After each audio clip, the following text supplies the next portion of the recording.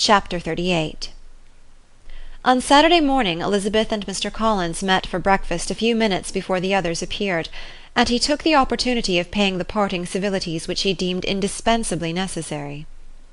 "I know not, Miss Elizabeth," said he, "whether Mrs. Collins has yet expressed her sense of your kindness in coming to us, but I am very certain you will not leave the house without receiving her thanks for it.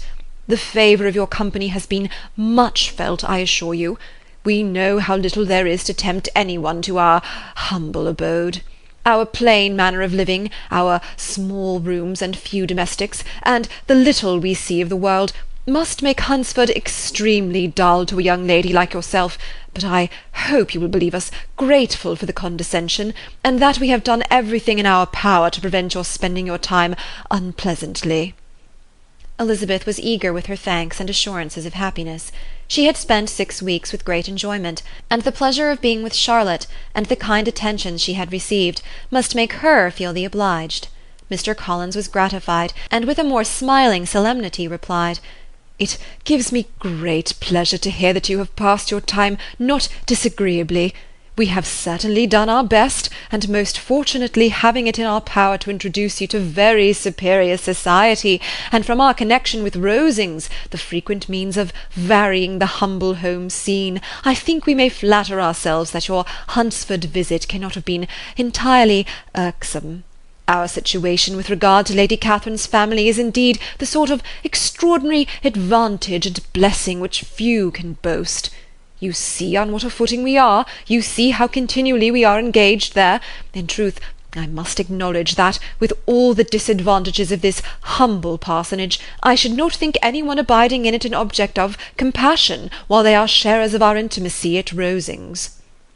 Words were insufficient for the elevation of his feelings, and he was obliged to walk about the room, while Elizabeth tried to unite civility and truth in a few short sentences. "You may, in fact, carry a very favourable report of us into Hertfordshire, my dear cousin. I flatter myself, at least, that you will be able to do so. Lady Catherine's great attentions to Mrs. Collins you have been a daily witness of, and altogether I trust it does not appear that your friend has drawn an unfortunate— but on this point it will be as well to be silent. Only let me assure you, my dear Miss Elizabeth, that I can from my heart most cordially wish you equal felicity in marriage. My dear Charlotte and I have but one mind and one way of thinking. There is in everything a most remarkable resemblance of character and ideas between us. We seem to have been designed for each other." Elizabeth could safely say that it was a great happiness where that was the case, and with equal sincerity could add that she firmly believed and rejoiced in his domestic comforts. She was not sorry, however, to have the recital of them interrupted by the lady from whom they sprang. Poor Charlotte! It was melancholy to leave her to such society, but she had chosen it with her eyes open, and though evidently regretting that her visitors were to go, she did not seem to ask for compassion. Her home and her housekeeping, her parish and her poultry, and all their dependent concerns, had not yet lost their charms. At length the chaise arrived, the trunks were fastened on, the parcels placed within, and it was pronounced to be ready.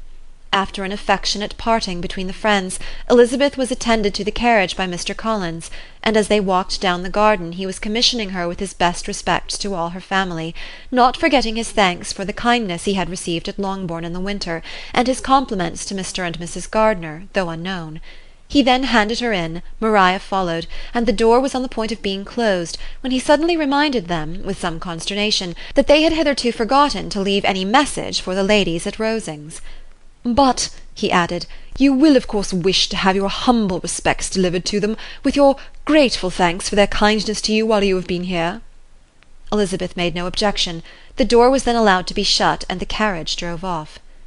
"Good gracious!" cried Maria, after a few minutes' silence. "It seems but a day or two since we first came, and yet how many things have happened!" "A great many indeed," said her companion with a sigh. "We have dined 9 times at Rosings, besides drinking tea there twice. How much I shall have to tell!" Elizabeth added privately, "And how much I shall have to conceal."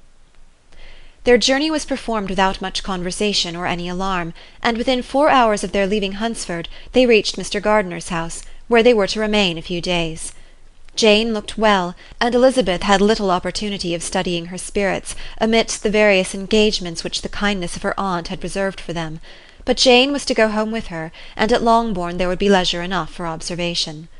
It was not without an effort, meanwhile, that she could wait even for Longbourn before she told her sister of Mr. Darcy's proposals.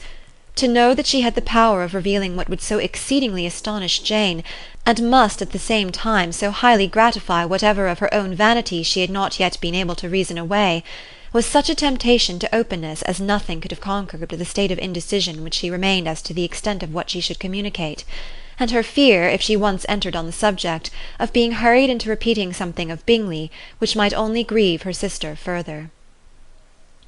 Chapter 38